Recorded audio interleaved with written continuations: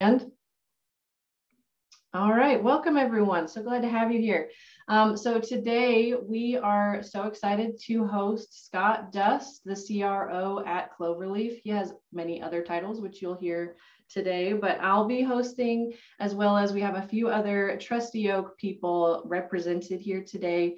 But we're just so proud to be hosting Scott. We partner with Cloverleaf. It is, as you will hear today, a very natural partnership based on the people-centric thought process behind our business and how our business focuses on building partnerships and relationships. And Cloverleaf is one of the tools that we use to facilitate that. So I'm Emily Fisk. I'm the VP of Operations and at Trusty Oak, and I'll be helping host again today, as I said. So if you have questions, you can pop them in the chat. I'll make sure that Scott sees them. But again, today will be fairly interactive. So hopefully you're not too shy. We'll be doing some breakout rooms. We'll be doing some self-reflection, some polls. So, depending on how many people we have here, I hope that everybody gets a chance to kind of get introduced and get to know each other a little bit. So I am proud to introduce Scott Dust today. Scott is a PhD, has a PhD, and is the Raymond E. Gloss Associate Professor of Management in the Farmer School of Business at Miami University. Scott is also the Chief Research Officer at Cloverleaf, an HR tech platform that facilitates coaching insights for everyone. Scott earned his PhD in Management and Organizational Behavior at LeBeau College of Business, Drexel University, and his BS and MBA from the Kelley School of Business, Indiana University. Scott has published over 30 peer-reviewed journal articles on leadership, leader-follower relationships, and teams. His work has appeared in academic journals such as the Journal of Applied Psychology, Journal of Organizational Behavior, Leadership Quarterly, and Human Relations, and he currently serves as the editorial review board of the Journal of Organizational Behavior Group and Organization Management, and the Journal of Social Psychology. He's a very busy guy. That's why he has a couple of BAs. He is also a regular contributor to Business Insider, Fast Company, and Psychology Today. Scott also has a podcast that you should check out, a YouTube blog, and a monthly newsletter, each focusing on timely evidence insights for all things organizational behavior. Welcome, Scott. We are so happy to have you here today. Thank you so much. Wow, that was quite a generous introduction. I'm going to have to do my best to actually live up to it. Okay, so I'll do a quick screen share for my presentation. Can you guys see that okay? Quite good? Yes. Awesome. So yeah, usually the longer your title, the less important you really are. So you can tell where I fall in that category.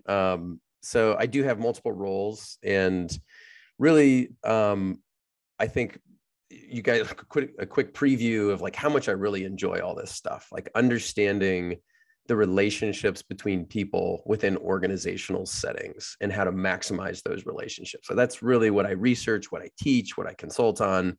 And this is just a really great partnership because this is a great way for me to talk about all this psychology research and how this applies to how to work better with a virtual assistant or with people that you have these contractual relationships with to complete work and get things done. So just a little bit of a background and my approach on everything we're going to talk about. So I am an academic by training, so I care about science, and everything that we're going to talk about is based in social science research and is evidence-based management. But I pride myself on making things actionable, right? So forget all that mumbo jumbo journal talk. Let's just talk about what actually works. And then of course we can get into the nitty gritty, but I love the questions. I love the nuance, all of those types of things. So don't be afraid to kind of bring up some of those more intricate questions as well. So here's the agenda. Here's what I want to accomplish today. Who's who? Why me? What are we doing here? And who are all the players? And then we're going to get into 3 categories so that by the end of this, you have 3 big takeaways, 3 things that you should understand. And this session is going to be interactive in that we're going to learn, we're going to do some things, and then we're going to allow you to talk or say, and then reflect. So as a professor, the learn, do, say, reflect mantra, or anybody that's in training, it's very important to us. So here we go. First off, so Trusty Oak has a partnership with Cloverleaf, where I am the Chief Research Officer. And Cloverleaf is an HR tech entity. They are the platform that many of you, if you have Trusty Oak virtual assistants, or if you are a virtual assistant, you've seen as part of the workflow that says, hey, take these assessments. Once you've taken those assessments, then it delivers insights about you as well as about the other person that you're working with. And it's a brilliant partnership in that we're being asked, when we're working with virtual assistants and vice versa, to kind of very quickly figure out how to work together, which is very unique for a workplace setting. And that's what Cloverleaf specializes in, and is helping teams or colleagues, dyads, thrive by understanding how to work well together. So that's why it's such a great partnership, and that's why I'm excited to present today. But I also I put my money where my mouth is. I've got 3 virtual assistants through Trusty Oak.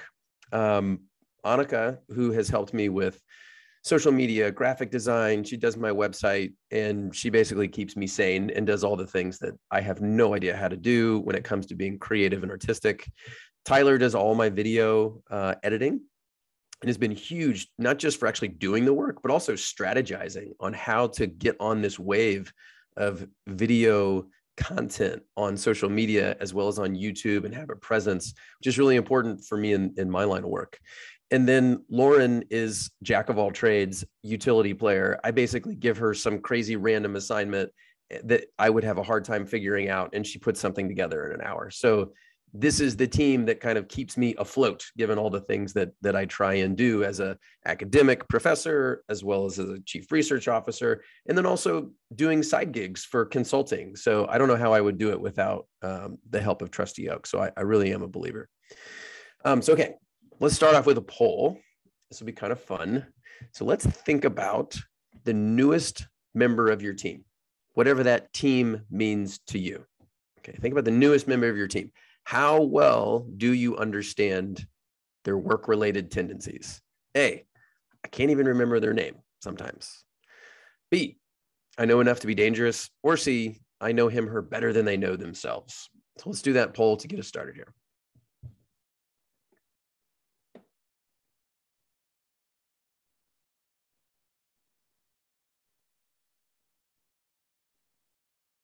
I just can't wait for somebody to choose A. I can't even remember their name. Oh, there's one. Awkward.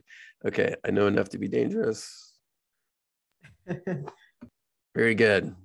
All right. So the vast majority, you're in that moderate range, right? And that's probably to be expected, right? I mean, it's a little bit much to ask to know someone better than they know themselves. But what if that was possible, right? So the results here, if you guys can see them. So 1%, 9% said, can't even remember their name. 10 out of 11 said, I know enough to be dangerous. And nobody said that they know the other person better enough to know them better than they know themselves. Okay. So here's the epitome of the first challenge, which is self-awareness and other awareness. It is really, really hard. It's really hard to really get underneath the hood and understand the tendencies, the behaviors, the preferences of the individuals that we work with. It's hard enough to understand ourselves, let alone to understand somebody, and to understand somebody very quickly. So imagine, I know you guys have seen this movie, The Terminator. Imagine if you were the Terminator, and one of the best parts about him is that he has this unique built-in capacity where at any point in time, he can push his little scanner and evaluate the characteristics of the person that he is interacting with. So in this little portion of the movie, it was hilarious where it's this person that I'm having a conversation with is very tedious, right? And it kind of like went through the logic of this person, right? So imagine a scenario where you actually had all of these characteristics about the other party and you knew how to go about approaching the conversations that you have with them. And that's something that Cloverleaf specializes in, right? Delivering those insights in the moment on a daily basis before you have a meeting, reminding you, hey, it's going to be this type of meeting. Here's the person you're working with. Here's the things to consider. So it's both a push format as well as a pull format. So if you ever want to go online and evaluate what exactly the person is interested in, how they operate, everything from personality traits to cultural preferences. That's an approach to making sure that you're as close to Terminator as possible with understanding how to operate with other people. And so when you're trying to understand other people, there's a few different categories that are on the platform that can help understand how to work with others. Number one is personality, which is their tendencies in any type of situation. They tend to be relatively stable across time and space. You have their strengths. So what things are they really good at in terms of their knowledge, skills, and abilities? Their values, which is what do they find important? And then cultural preferences for how do they like to operate? Do they like a lot of autonomy? Are they very formal? Are they very professional? Are they somewhere in the middle? And then productivity preferences. When do they like to work and how do they like to work? So those categories in and of itself can be really helpful through the interactions of understanding other parties. So first solution, when you're trying to get to know other people and you know that you're going to have a relationship with them in the long term, start with building professional familiarity. Right? What do they like to do and how do they like to operate within the work environment? That's the starting point. Invest the effort up front. The second is wade into personal familiarity. Not everybody likes to just expose all the skeletons in the closet on day one or talk that much about their personal situation, but as appropriate, create opportunities to have those personal familiarity conversations, and then leverage pre-established constructs, as they're called, to facilitate appropriate conversations. So we want to make sure that we're very clear on what is the dimension, what is the psychographic, and what does that do in terms of actual behavior, and leverage what are called micro nudges instead of one-time data dumps. A lot of times when people do leadership and development, it is, hey, here's the assessment that we took and boom, here's a massive binder of 300 pages about everything you would want to know about your teammates. But inevitably, it gets the backseat effect where I don't have time to read this. There's no way I could process all of this. So focus on taking time to do it through micro nudges, as they call it in the psychology research. It's micro interventions, right? Instead of this whopper of an intervention, use it smaller in increments across time that people can actually process. So, okay, here's our first opportunity to do a little interaction. I want you to do a self-reflection. We're going to go into breakout rooms here and think about what are your work-related tendencies and how is this impacting your interactions? So, if you had the Cloverleaf application, this might, help you through assessments, but what do you know just about yourself and maybe what people have told you or through feedback? What are some of your work-related tendencies that are really salient for you? And how are those impacting your interactions? So we'll put everybody into breakout rooms of 3. We'll give you 5 minutes to discuss. At the 4-minute mark, we'll tell you got 1 minute left and we'll bring you back into the main room. And then you can, if you would like, discuss what you talked about within your breakout room. But remember, 5 minutes will go quick. So try to get everybody an opportunity to discuss. So I'll let Emily do the breakout. All right, I'm going to, yep. I always say we're going into the metaverse. Everybody put your hands up. We'll go, yay, into our breakout rooms. All right, you should all be assigned and go ahead and join your breakout rooms. And I will put the questions in the chat. Very good.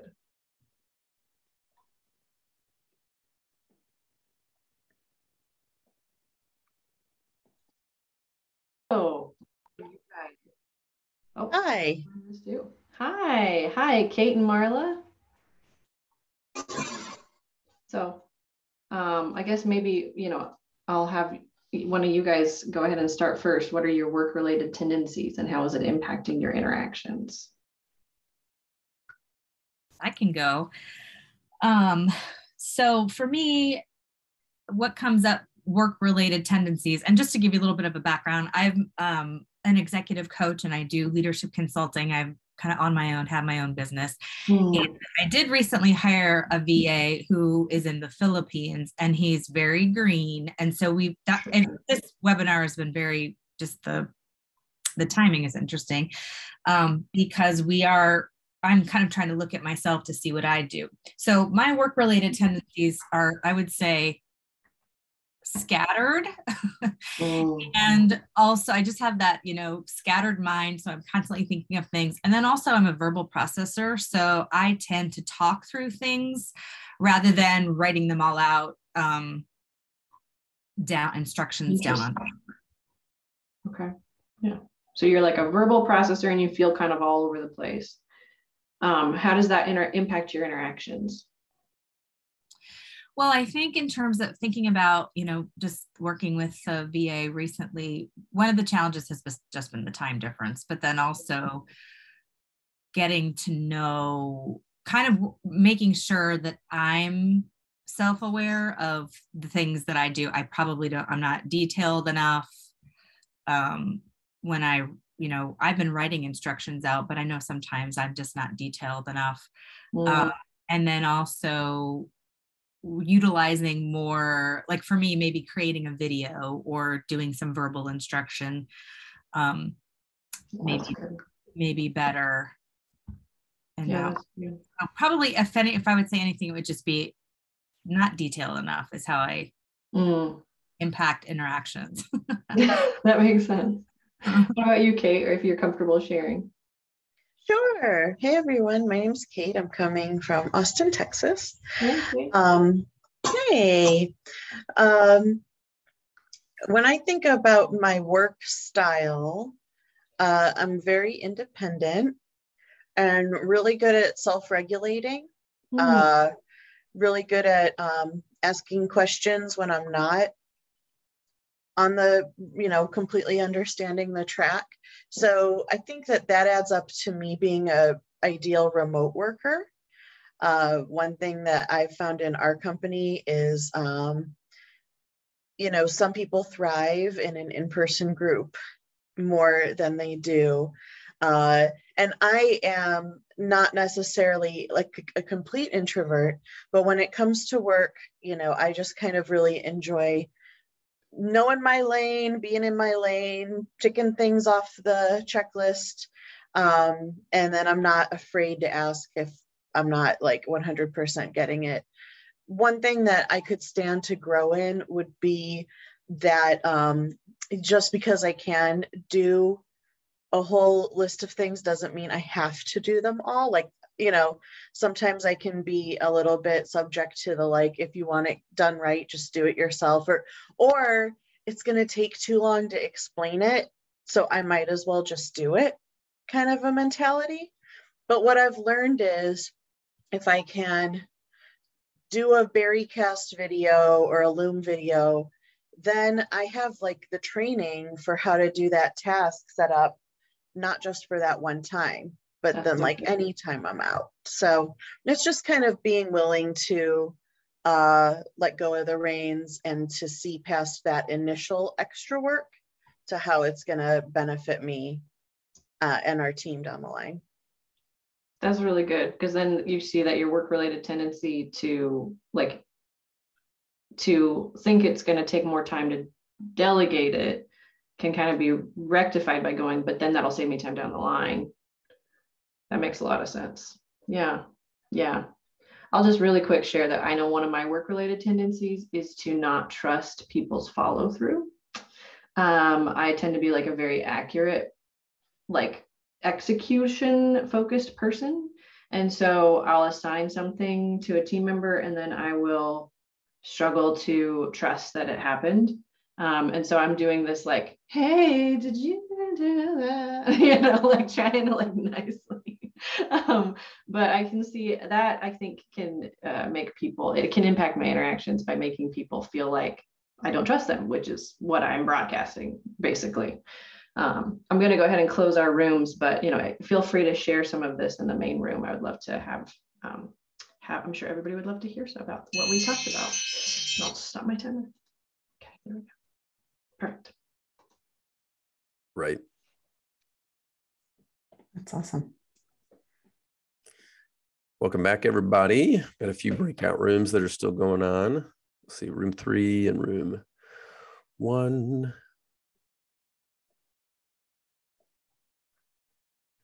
You've got such a podcast voice, Scott. I'm glad you think so. I think it's the mic. Like when the mic's in front of me, then all of a sudden I have a podcast voice. But before that, though, I don't think I did. I've thought that on your social media content too. Like, okay. Oh yeah, he's easy to listen to. Yeah. I'm coming off of a cold. I was worried I wasn't going to have a voice. I was talking with Emily a few days ago for our prep, and I was really worried that I was going to be like whispering to get it out. But I'll at least make it through the call. Podcasting. Yeah, too much podcasting. That's right. Yeah, that was good. Welcome back, everybody. All right, welcome back, folks. Go back to the screen share so you can see the prompt. All right, Terminators. Here was our prompt. What are your work-related tendencies and how is this impacting your interactions? So I'd love to hear. I was sitting in on one of the rooms, but was there anything that was exposed or a realization within your dialogue with your small group? Anybody want to come off mute and discuss?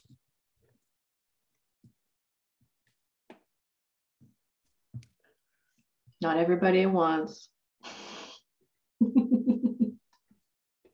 Well, I can go ahead and share.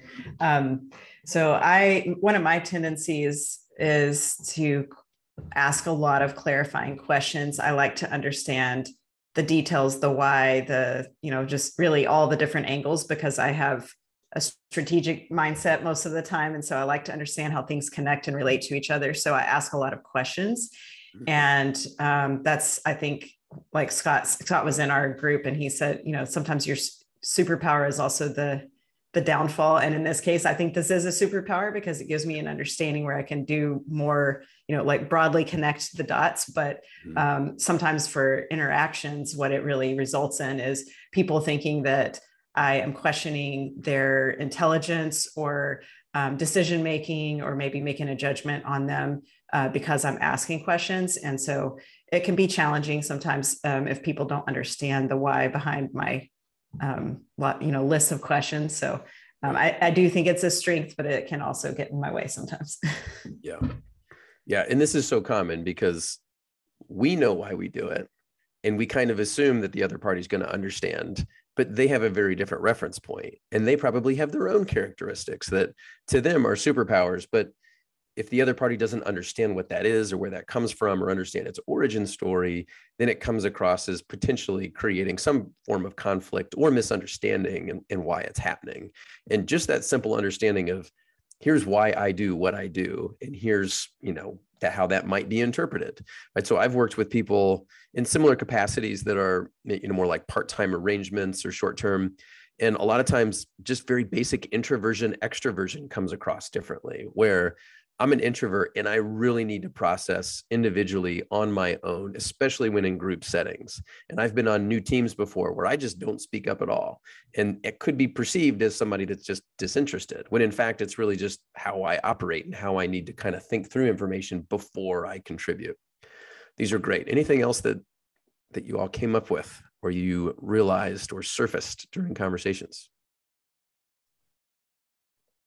Share. I think I'm sort of the opposite because I am a verbal processor and I also have the scatterbrain entrepreneurial mindset where I'm always just trying to focus on one thing for like an hour, whatever it may be. So I'm always all over the place. I've got lots of ideas, and sometimes it's hard for me. And I think what I've learned too in the work that I've done is, there are people who like to pick up the phone and call. There are people who like to email and write all their thoughts out. And so for me, it's more of I can talk through things, and that's kind of how I work through things. But that's not always helpful for another person who I'm working with, who maybe it's like, whoa, where are you going with this? Or way too much information.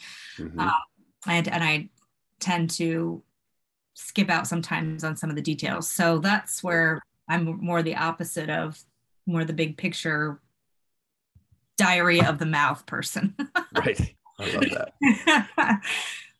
That's great. Yeah. These are great examples, right? And here's a few other tidbits as well, right? Like self-awareness is hard because it's almost like asking somebody if you're emotionally intelligent. Well, if you're emotionally intelligent, you would answer that with a little bit more nuance, right? Like, or those that are low on emotional intelligence, they're probably inaccurate in their ratings, right? Like self-awareness is really hard to pin down. And so having a language, having a format, having a clear set of characteristics that you consider one by one can actually create more sophisticated, nuanced, detailed dialogue about how to work well together. Okay, here's another poll. Let's go to category number 2. I want you to think about the systems and processes that you have in place for interacting with your virtual assistant or interacting with your client if you are a virtual assistant, or if you don't yet use a virtual assistant, just interacting with some type of direct report or manager or whatever it might be. How structured are your systems and processes? So structured being things like specific, organized, trackable, right? So is it A, totally random, shoot from the hip? Is it B, it's good, but could be better? Or is it C, it is airtight, like everything is 100% structured?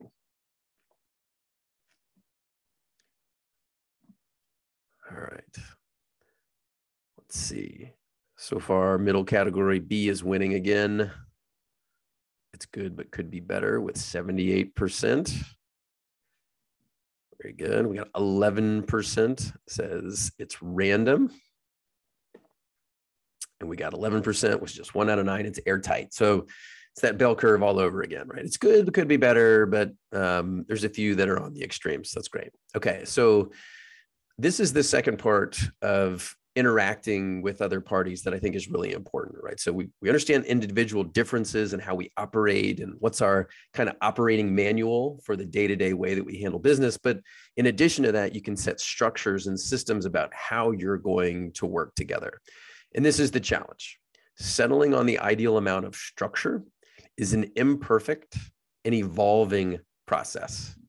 So you're never just going to be able to guess. It never works. Oh, here's how we're going to do it from day one. It always changes. It's always going to evolve. And to recognize that that's okay and that's normal. It doesn't mean you're doing anything wrong. It doesn't mean the virtual assistant's doing anything wrong. It doesn't mean your direct report or your boss is doing anything wrong. That's just the nature of work. Projects come and go. Our priorities change. Our interests change, whatever it might be. So it is challenging because it evolves, but it doesn't mean we should just give up. Instead, it's about checking back in, reevaluating, and deciding what's the best way to do this on some type of regular interval. And so this is really, really important. And here's why. Research illustrates that there are 3 fundamental psychological needs. Every human being on Earth needs these 3 needs satisfied. The first one, these picture of everybody giving each other a little high five here, is this sense of relatedness. We are social beings and we need to interact with other people. It's a survival instinct of recognizing that when we do things as a herd or as a tribe, we have a higher likelihood of surviving an attack. The next thing that's really important is this sense of competence. We need to learn, we need to master. Doing so, again, enables us from an evolutionary psychology perspective to survive and thrive, because if we don't learn, we lose because other people are taking all of our food. The third, and this is the most important for this section, is this need for what's called autonomy or self-determination. A fundamental psychological need, just as much as we need to master things and work with others, is our need to be self-determined in our processes. Research illustrates over and over and over how important it is to pinpoint how much autonomy do you need in doing whatever it is appropriate for you. Think about it a long time ago when we were in a manufacturing environment or a manufacturing era. Essentially, that was the start of the human relations movement, where people started to realize, oh, we can't treat people like machines. They don't like that. They revolt. Why? Well, because we all have this instinct, this need for self-determination. When you're equipped with that understanding of how important self-determination is, it should help kind of trigger some thoughts about how might I want to work with my other party here, a client or a VA. So the extent to which one needs discretion in their methods, processes, and decisions, that's what autonomy and self-determination is all about. It could be, hey, here's how I'm going to get it done.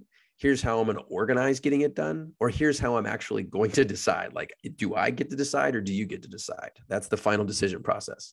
Recognize that there's all sorts of different, what I would call congruence or incongruence scenarios. So for example, maybe you are offering low levels of autonomy and your VA doesn't want high levels of autonomy. You both are congruent at low levels. Great.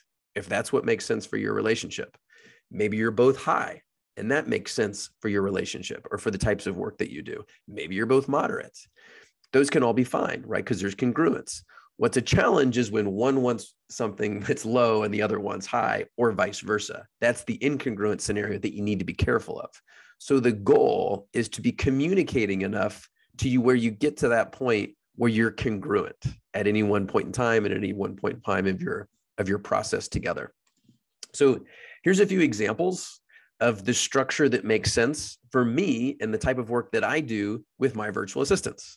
So I have an online tracker. It's a shared Excel sheet that has a few different columns that allows my virtual assistants and I to be on the same page for what we're doing. So for example, there's an ID number, so we can always reference it. Here's the date that I requested it or logged it.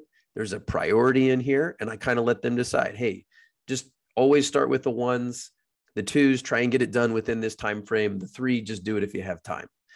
We communicate with each other the status, and then I write out the request, right? So having some type of structure to say, here's what I need done, but you decide what to do and when to do it given your schedule, right? So kind of in that moderate range works the best for us.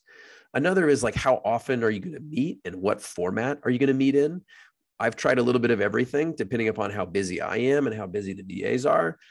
One starting point that I'd recommend for any new relationship is doing a weekly check-in meeting where you are going over a tracker of some sort and going through all the deliverables and getting aligned and framing up everything you want to work on.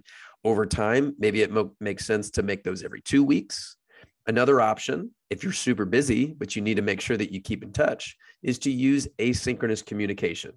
This is the untapped hero of the virtual work environment we find ourselves in 2022. Loom, for example, is my favorite. You get 25 free 5-minute videos, and I don't even save them, right? So as soon as I've used up my 25, I just delete the old ones. You can show your screen. You can still see the person's face if you want to, and you deliver a 5-minute message. Maybe when I was really busy, my VAs and I was doing asynchronous views of the tracker and being like, hey, here's what's going on. Here's the updates. Send me an email back or send me a Loom back, right? So these are just examples that made sense for our circumstances, but you should be thinking about structure and process for how you're going to work together. So here's the solutions in summary. Number one, determine consistent versus irregular tasks. What are the types of things that are going to be happening every week? What are the types of things that are one-off? And how might it make sense to organize your structure or process based upon those? So once you've done that, also talk about your actual preferences. So the situation determines part of it, but the personal preferences determine part of it as well. And then come up with some degree of aligned systems and processes, right? So don't be afraid to experiment. Don't be afraid to do trial and error, and recognize again that it's going to evolve over time. It's never going to stay the same. Okay. So self-reflection number 2. Let's do some talking and some reflecting here. Here's the prompt we're going to send you to the breakout rooms for, and then we can come back to the main room and talk about it together. So what type of process or system would work best given the type of work that you do? And how much autonomy and discretion is appropriate given that type of work? Think about these 2 prompts for a little bit. We'll give you another 5 minutes. We'll do a warning at 4 minutes and have you come back into the breakout room. So work on that for a little bit.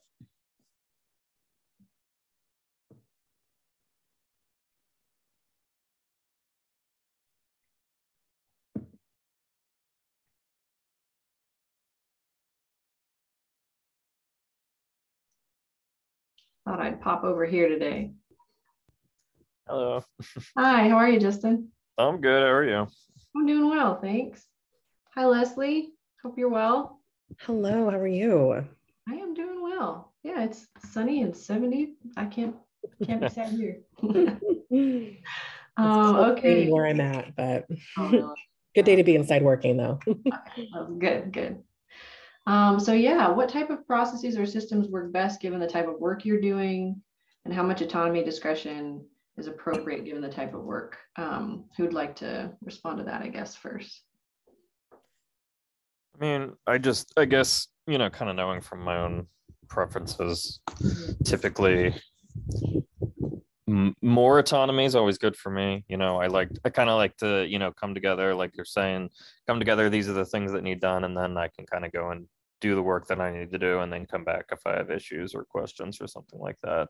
But, you know, for me, definitely I value a high degree of kind of autonomy, getting to do things kind of on my own time and my own, you know, speed and all that, for sure. Yeah, I like that. Yeah.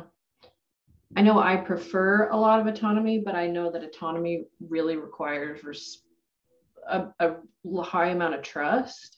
And I think it's interesting how processes can impart that trust, because there's maybe a fairly clear process. And then it's like, hey, within the process, you know, you have full autonomy almost. Like, make discretionary judgments when you need to within the process, basically. Yeah, that makes sense. Yeah. What about you, Leslie? Yeah, I think it depends kind of on what the project ask is, you know. At our company, we definitely prize trusting our employees, and I think autonomy creates a lot of happiness, you know.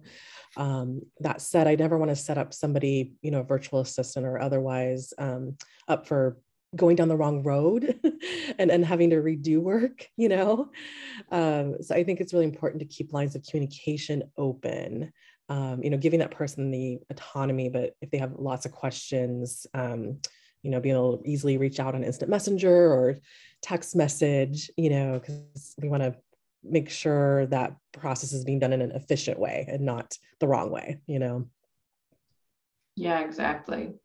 And I think you're right. Like, clarity can be so much kinder than just, here's a lot of discretion, and then going, actually, that was the wrong direction. Too much discretion. Right. Too much discretion can cause like frustration, where it's like, well, if you told me that, I wouldn't have done all that stuff that was wrong. Right. Yeah. I think that's a really good point.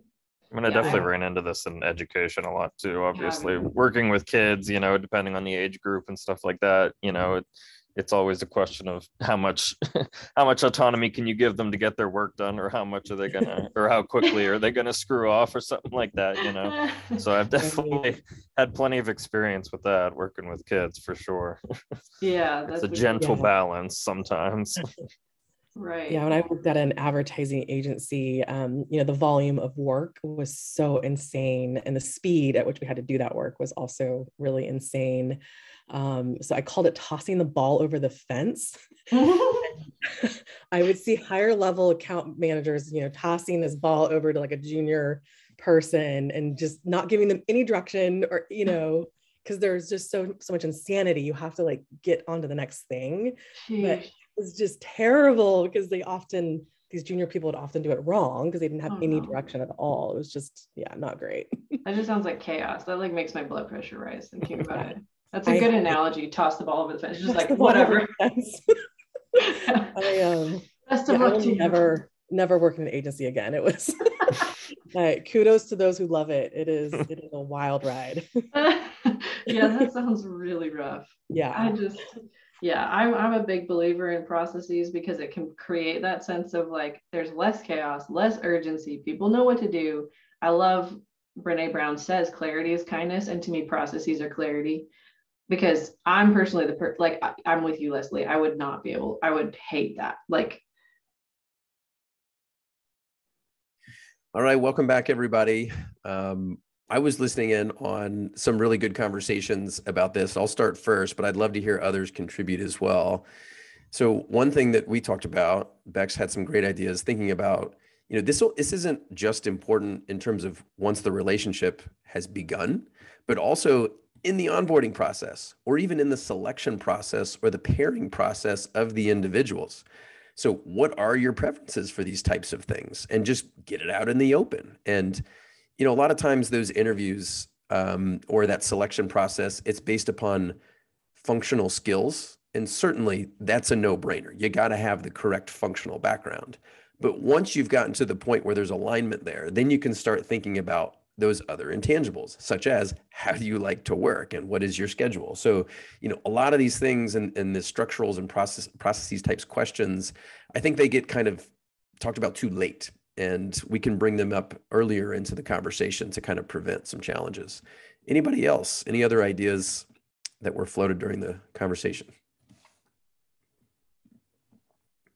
throw one out. I'm Kate. I'm from Austin, Texas. And one thing I have found is that it's really helpful to try a variety of the productivity apps that are out there, like ClickUp, Asana, Trello, Monday.com, because my experience is they all do very similar things, but the way they're formatted, one will click with how my brain works more than the others. Yep. And so just throwing that out there. Yeah, that's brilliant. Yeah, like we use Excel because I think there's so much. I like Trello a lot as well for some relationships and for some projects because it's more visual. It tracks the note history much better. You're right. There's so many free applications out there that, you can do a trial version and just do more than enough to create structure. That's great. And they're flexible. They're accommodating to what everybody might need. These are great. Okay. So hopefully that kind of plants the seed for, okay, we need to talk about the way that people operate. We need to talk about the systems in which we're going to operate. But now we're going to talk about a third piece of the puzzle, but I won't reveal what it is until we answer this poll question. So this one's kind of fun. Which statement do you most strongly identify with? And you got to choose one of the two. A, fake it till you make it. Or B, I have no idea what I'm doing right now.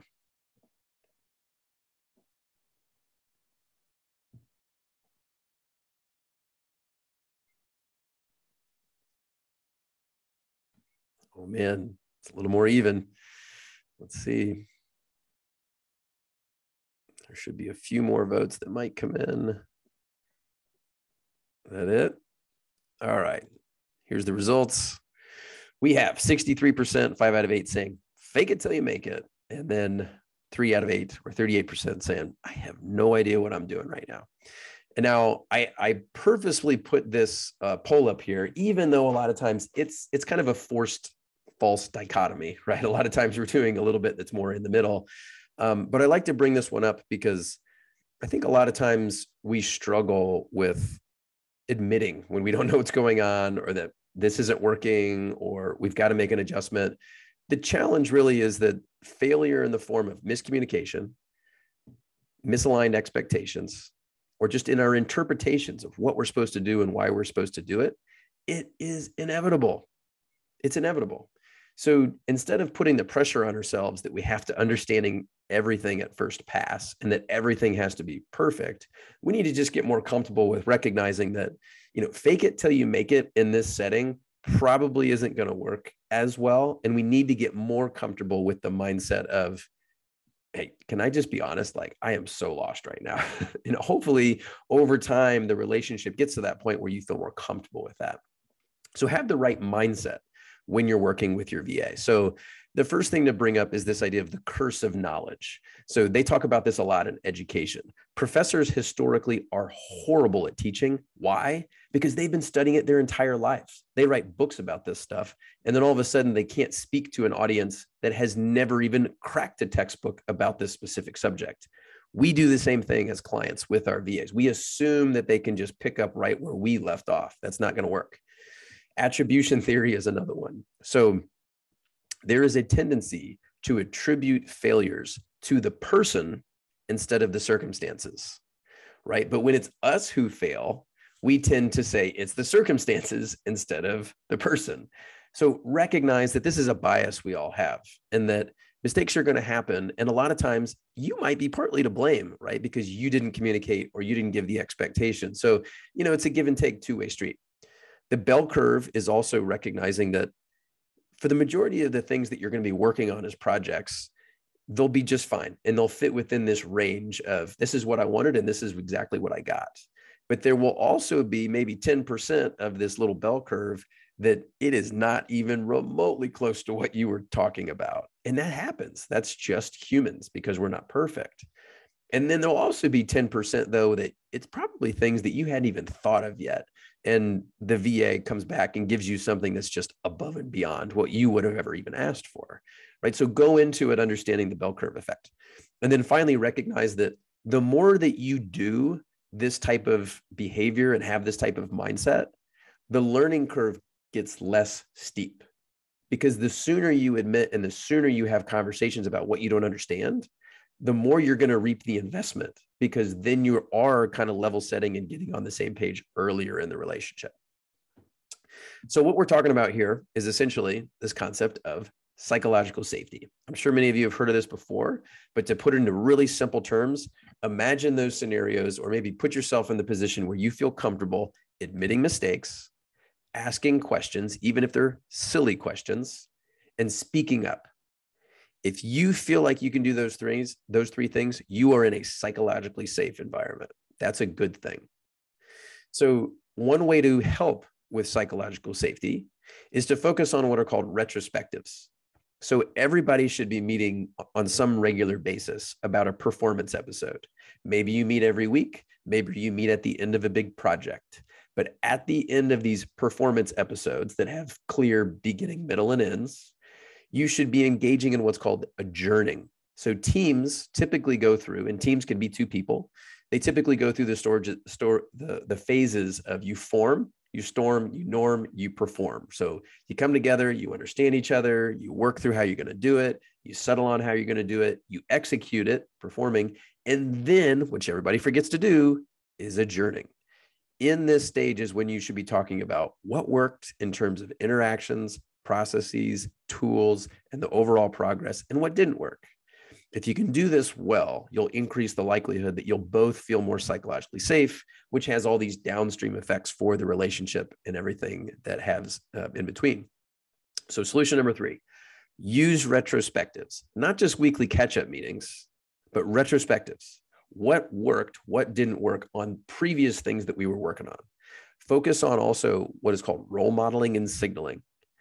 You, on both sides of the table, are signaling how you want to be interacted with and what you expect in terms of your behaviors. So if you speak up as the person and say, I made a mistake here and that won't happen again, or here's what I wish I would have known at the beginning, or here's what I'm going to do differently next time, you're signaling to the other party that it's good to talk like that, right? And so creating that sense of comfort can be helpful. And then finally, be realistic. You're never going to bat 1,000 when it comes to all of these micro level suggestions and decisions and projects and everything. It's just not going to happen, right? So it takes time and it takes effort, right? This is an investment that you have to make sure that you capitalize on and go into it with realistic expectations. So we don't have enough time for a complete self-reflection where we go into breakout rooms, but we'll talk about this a little bit here. So think about some things that you can do within your relationships and within your dyadic interactions, whether that's with a VA or a client or a customer, whatever, that allows you to increase psychological safety, and things that you could do to make sure that you facilitate this in the future, right? So a few clear examples are being the one to signal to the others that, hey, I'm going to admit mistakes. When I do something wrong, it was bad instructions, it was unclear, I'm going to call myself out on that, right? So the other party feels comfortable doing that too. Setting this opportunity for just flat out saying it, right? Like, I want to create an interaction where we both feel comfortable admitting if we don't understand what the other one's talking about. Even if it takes a lot of extra time, even if it slows us down, I want to make sure we do it right from the get-go, right? Saying those things and having some kind of almost like a interpersonal contract between you and your other party can be helpful. So, okay, so I'll leave you with that self-reflection and thinking about those, because I want to go to these final takeaways at large and maybe even offer a few minutes here for some final thoughts. So takeaway number 1, build familiarity, work towards personal and professional familiarity. And we're talking about the psychographic differences of people. What's going on underneath the hood? What are their tendencies, behaviors, strengths, cultural preferences? The more you understand that, the more you're going to work better together. Number 2, design systems with autonomy in mind. What are the correct processes? What are the correct structures to make sure you're interacting with each other in a way that's going to make sense? And also recognizing that it's probably going to change over time. And then the third one, focus on psychological safety. Research is really clear. The more psychologically safe that you feel with an environment, the better. It's going to lead to more team learning, higher performance, higher satisfaction. It is as close as we could possibly get to a silver bullet for effective team processes, right? So signal it and do it yourself. A few other big takeaways. keep in mind that, the virtual assistant relationship is really unique. They're not gig workers, but they're also not employees. They're somewhere in between. And that a lot of times I think gig workers get a little bit of a very quick, terse relationship building circumstance where, hey, it's just about the work and then get out of here. But at the same time, we're not employees, and that we don't have the same amount of interaction. We don't have the same degree of autonomy and responsibility towards each other, which can also make it challenging. So we have to recognize that we're somewhere in the middle and treat the relationship appropriately, right? We need to be treating each other more like employees and less like gig workers. But at the same time, it's going to take more work because we don't have the same amount of expectations and responsibilities because of some overarching organizational hierarchy. And then number two, treat your VA like a person, right? So I know that we probably do, and hopefully all of us already intuitively know this, but recognize that people aren't perfect. Recognize that you're not perfect either. Have that attribution theory type mindset, and recognize that, we have to work together to make everything work better. And then finally, recognize that this is an investment, right? You're paying money for this type of service for a reason, right? You're not going to grow your business if you don't. You're not going to get to the next stage of your career if you don't. You've already decided this is the right thing for you and your business. If you've already made that decision, then treat it like the investment that it is, and do these types of things at the beginning to make sure that you're reaping the most out of your investment. Because if you don't, you're just wasting everybody's time, most importantly, your own.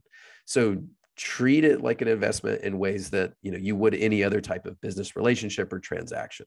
So those were my big ticket takeaways that hopefully we can at least walk away with going forward. But we've got a few more minutes. Any other final thoughts that anybody wants to chime in about when it comes to using psychology for virtual assistant work? Would love to hear it. And then I'll do my final sign off here. Could I ask a question? I'll ask a question around autonomy and understanding the autonomy on both sides. So do you have any advice on how to have that conversation? When is it appropriate? How do you identify whether you're congruent or incongruent in those new relationships? Yep. Yeah. So there are empirically validated scales on autonomy that are out there. And actually, I could probably make one and put it up on my website. So I do some assessments, and I have them on my website that are basically, get to know yourself and get to know other people better on very specific topics. And I can make autonomy one of them. I actually might have that already. So anyway, if I don't have it, I'll make one. But it basically helps people understand, where do you fall in terms of autonomy or discretion needs on a day-to-day basis for your decisions, for your processes, and for your work methods. And you could have people just have a discussion about it. You could have them fill out an assessment about it. And something as simple as just having that kind of cue to create the conversations could probably be a good conversation starter. Awesome. Thank you. Yeah. And that also reminds me as well, when you do start having conversations with the other party, the VA and the client relationship begins, a lot of times people might have access to the Cloverleaf platform. They're like, this is really cool, but what do I do with it? And so we'll also provide some resources that give you step-by-step instructions that say, go to this screen, then go to this assessment, then click this button, and then here's the prompt that you should consider. Just kind of like how we did today with all of the self-reflections. So that'll give you a little bit of a starting point for things to do to kind of build that rapport as well.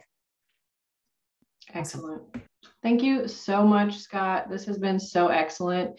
We'll just close it out here, but I did drop in the chat, if anybody here is a Trustee Oak client and wants to use Cloverleaf more or follow up on some of these ideas, book a call with your client success coordinator. That's in the chat, that link to do that. And then if you're not a Trustee Oak client and you're interested in learning about how we use Cloverleaf and work with our VAs, you can also book a call using that link to talk to our client success team. But we will be sending out the recording and the amazing resources that Scott has talked about today. And I'm just so grateful, Scott, that you shared your time with us today. Happy to do it. Thanks for all you guys do. Appreciate it. Absolutely. Everybody have an awesome Wednesday. See ya. Thank you. Thank you. Thank you. Thank you. Thank you.